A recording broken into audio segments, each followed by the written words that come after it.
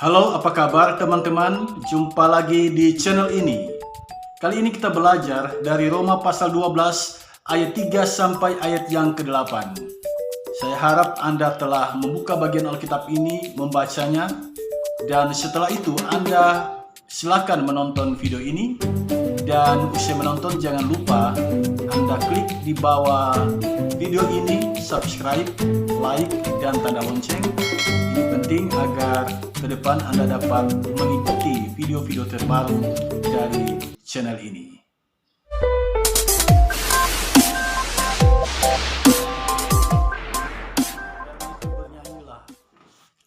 Jemaat Roma, jemaat yang misterius.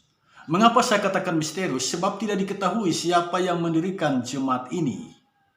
Paulus ketika itu berada di kota Korintus dan dia belum tiba di kota Roma. Tetapi dia telah mendengar bahwa di kota Roma sudah ada jemaat. Siapa yang menjadi gembala di jemaat itu masih misterius. Tidak ada yang tahu. Di kota Korintus, Paulus menulis surat dan dibantu oleh juru tulisnya yang bernama Tertius. Pasal 1 sampai pasal yang ke-12 berisi pengajaran iman Kristen. Dan pasal 12 sampai pasal 16 berisi penerapan iman Kristen itu dalam kehidupan sehari-hari. Dari penjelasan ini jelas bahwa Roma pasal 12 ayat 3 sampai ayat yang ke-8 berada dalam bingkai penerapan iman Kristen dalam kehidupan sehari-hari. Apa yang sedang Paulus ajarkan di sini? Saya mencatat beberapa hal. Yang pertama, kasih karunia. Orang Israel menyebutnya ken, orang Yunani menyebutnya charis, dan dalam Roma 12 ayat 3 disebut caritas. Pengertian sederhananya adalah pemberian cuma-cuma. Istilah teknisnya, kado istimewa. Walau diberi cuma-cuma, kasih karunia bukan barang murahan. Kasih karunia itu sesuatu yang mahal. Dan kasih karunia itu adalah keselamatan di dalam Yesus Kristus, Tuhan kita. Kita diselamatkan oleh kasih karunia, oleh iman kepada Yesus Kristus. Inilah jantung pengajaran Kristen. Inilah urat nadi, denyut darah kita. Kamu yang percaya telah beroleh jaminan keselamatan. Haleluya. Itulah kasih karunia yang harus kita syukuri. Abraham hidup dalam keluarga penyembah berhala. Tetapi Abraham dipanggil oleh Tuhan keluar dari Ur Kasdim dan menjadi umat Allah.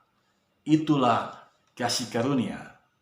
Petrus dan Andreas hanyalah nelayan sederhana di kota Betsaida. Tuhan Yesus memanggil mereka dan memilih mereka menjadi muridnya. Itulah kasih karunia. Anda dan saya adalah orang yang dipanggil dan dipilih oleh Tuhan untuk menjadi pengikut Kristus. Semuanya itu adalah kasih karunia. Kasih karunia itu mahal, spesial, dan istimewa. Saudara dan saya menerima itu. Dan kita mengucap syukur atas kebaikan Tuhan ini. Karena Tuhan telah berbuat baik kepada kita, maka kita menjalani kehidupan dengan selalu berbuat baik. Bukan sebaliknya, kita berbuat baik supaya mendapatkan kasih karunia Allah. Kita berbuat baik karena kita sadar bahwa kita telah beroleh jaminan keselamatan. Yesus telah menyelamatkan kita. Bukan sebaliknya, kita berbuat baik, rajin ke gereja, rajin berdoa, supaya kita diselamatkan oleh Tuhan, supaya kita beroleh kasih karunia dari Allah. Yang kedua, mengelola pikiran. Perhatikan ayat 3. Peringatan Paulus, janganlah kamu memikirkan hal-hal yang lebih tinggi daripada yang patut kamu pikirkan. Ini peringatan Paulus. Berpikir itu sebenarnya bebas. Kita bebas memikirkan apa saja. termasuk memikirkan hal-hal yang lebih tinggi. Masih ingat ucapan Presiden pertama Republik Indonesia, Insinyur Soekarno. Dia berkata, "Gantungkanlah cita-citamu setinggi bintang di langit." Jadi berpikir tinggi itu sesuatu yang alami. Lalu mengapa Paulus di sini memberikan peringatan, janganlah kamu memikirkan hal-hal yang lebih tinggi daripada yang patut kamu pikirkan. Ini menarik saudara sekalian. Insinyur Soekarno mengatakan, gantungkanlah cita-citamu setinggi bintang di langit. Bintang itu tidak dekat, bintang itu jauh sekali. Cita-cita kita mesti tinggi. Itu berarti kita harus berpikiran tinggi. Demikian logikanya, dan itu wajar dan sah-sah saja. Lalu mengapa Paulus meminta kita jangan memikirkan hal-hal yang lebih tinggi? Berpikiran tinggi di sini diterjemahkan dari sebuah kata dalam bahasa Yunani, huperpronein. Berpikiran tinggi yang dimaksud adalah berpikiran yang mengabaikan iman. Berpikir tanpa lagi berpijak pada iman. Itu sesungguhnya yang diberikan peringatan oleh Paulus di sini. Dalam realitas, kita berjumpa dengan orang-orang yang berpikir terlalu tinggi atau berpikiran tinggi, kemudian pada akhirnya mengabaikan iman mereka. Contoh sederhana, pemberita Injil yang bernama Anton Szandor LaVey.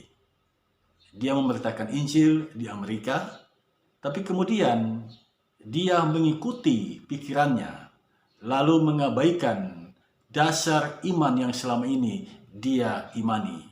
Pada akhirnya, dia menjadi pendiri Satanic Church atau Jemaah Iblis. Jadi berpikiran tinggi itu silakan saja, tetapi Paulus memberikan peringatan kepada kita agar jangan mengabaikan iman kita. Ukurannya adalah iman kita. Ketiga, tubuh Kristus. Kita atau jemaat adalah satu tubuh Kristus. Paulus menggunakan analogi tubuh manusia dalam hal menjelaskan tentang hal ini. Sebagaimana tubuh manusia memiliki banyak anggota dengan tugas yang berbeda, demikian juga jemaat. Kita satu tubuh Kristus, tetapi banyak anggota dengan pelbagai karunia yang berbeda. Saya membaca ada 7 karunia di sini. Karunia bernubuat, melayani, mengajar, menasihati, berbagi, memberi pimpinan, dan kemurahan. Nah, semua karunia ini dianugerahkan oleh Tuhan kepada orang-orang yang berbeda. Nah, jika masing-masing menonjolkan karunia-Nya, lalu menafikan yang lain, pasti terjadi kekacauan di dalam gereja. Jadi sebenarnya analogi yang Paulus berikan itu penting bagi kita untuk kita ingat. Tangan ini sampai kapanpun dia tidak akan pernah menjadi mata. Kaki ini sampai kapanpun dia tidak akan pernah menjadi hidung. Jadi posisi tangan di sini, posisi kaki di bawah, posisi mata di atas, posisi telinga di sini, dan seterusnya. Jadi sesungguhnya Tuhan mengajarkan kita bahwa Dia telah merancang kita pada tempat yang sudah Dia tetapkan. Apakah kita ini tangan, apakah kita ini kaki, apakah kita ini mata, masing-masing kita sudah ada tempatnya.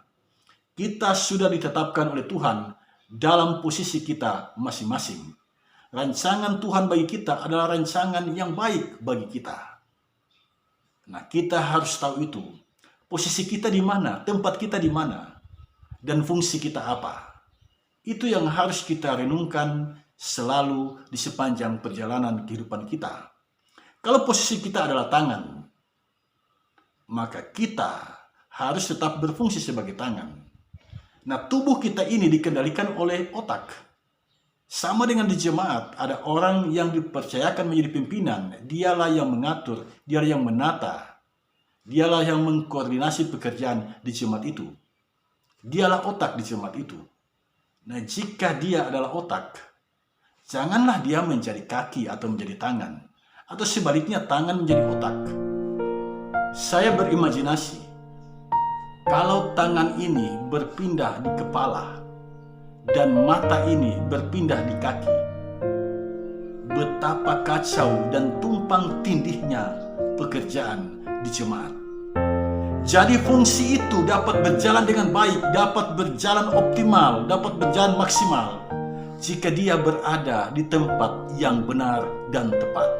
Karena itu di jemaat, agar tidak terjadi kekacauan, kita harus segera mengevaluasi diri kita. Di mana tempat kita dan apa fungsi kita? Temukanlah posisi dirimu di tempat yang benar dan tepat, dan jalankanlah fungsimu di sana.